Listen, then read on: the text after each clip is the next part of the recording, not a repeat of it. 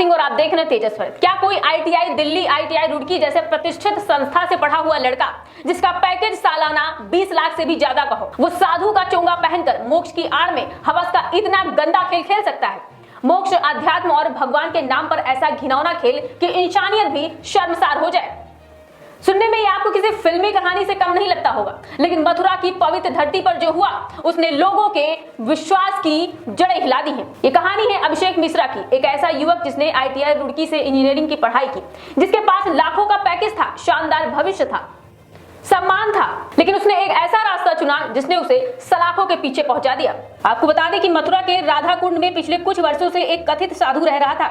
माथे पर तिलक, शरीर पर सफेद वस्त्र, हाथ में गीता और जुबान पर भगवान का नाम। लोग उसे आदिकर्ता नारायण दास के नाम से जानते थे, लेकिन उसने इस धार्मिक चेहरे के पीछे छिपा था एक ऐसा शातिर दिमाग जो अध्यात्म को हथियार और आस्था को जाल बना चुका था।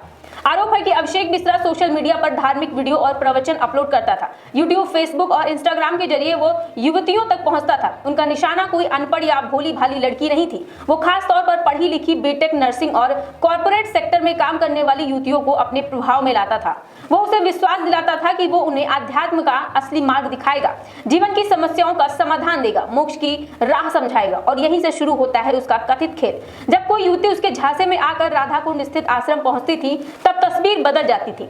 आरोपों के अनुसार पूजा पाठ और प्रसाद के नाम पर उसे नशीला पदार्थ दिया जाता था। इसके बाद जब पीड़िता अचेत हो जाती थी, तब उसके साथ दुष्कर्म किया जाता था। लेकिन ये कहानी यही खत्म नहीं होती है। आरोप है कि आरोपी अपने मोबाइल फोन और कैमरे में इन घटनाओं के वीडियोज और तस्वीरें रिकॉर्ड कर लेता था। जब पीड़िताओं को होश आता था और वे विरोध करती थी, तब उन्हीं वीडियो के जरिए ब्लैकमेल किया जाता था। सोचिए, जिस व्यक्ति को आपने गुरु माना, जिस पर आपने भरोसा किया, वही आपकी जिंदगी का सबसे बड़ा दुश्मन बन जाए, ये केवल अपराध नहीं बल्कि विश्वास की हत्या है।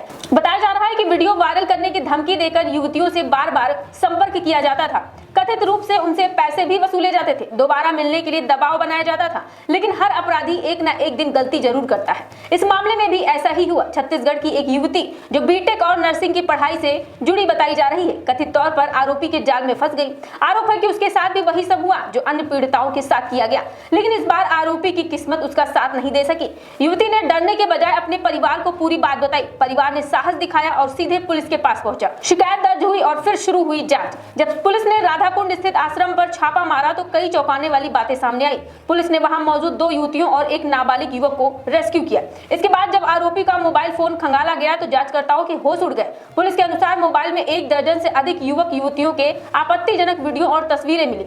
ये संकेत था कि मामला किसी एक पीड़िता तक सीमित नहीं रहा।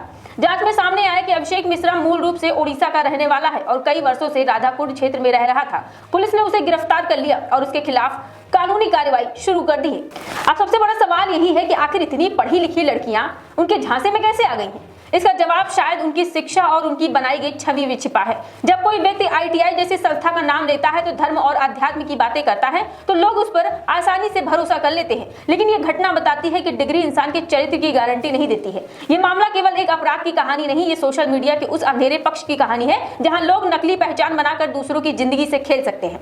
इसीलिए जरूरी है सोशल मीडिया पर किसी भी व्यक्ति पर आंख मूंद कर भरोसा न किया जाए, चाहे वो कितना भी बड़ा ज्ञानी, संत, गुरु या पढ़ा लिखा व्यक्ति क्यों न दिखाई दे। याद रखिए, असली अध्यात्म इंसान को सम्मान देना सिखाता है, शोषण नहीं। असली धर्म सेवा सिखाता है, ब्लैकमेलिंग नहीं। और असली गुरु कभी भय पैदा नहीं करता है बल्कि विश्वास पैदा करता है। फिलहाल आरोपी पुलिस की गिरफ्त में है और जांच जारी है। अदालत में आरोपों की पुष्टि और अंतिम फैसला न्यायिक प्रक्रिया के तहत होगा। लेकिन इस पूरे मामले ने एक बार फिर साबित कर दिया कि आस्था के नाम पर आंख बंद करके भरोसा करना कितना खतरनाक हो सकता है। सतर्क रहिए, जागरूक रहिए और किसी भी संदिग्ध गतिविधि की जानकारी तुरंत पुलिस को दीजिए, क्योंकि कई बार सबसे खतरनाक चेहरे वही होते हैं जो बाहर से सबसे पवित्र दिखाई देते हैं।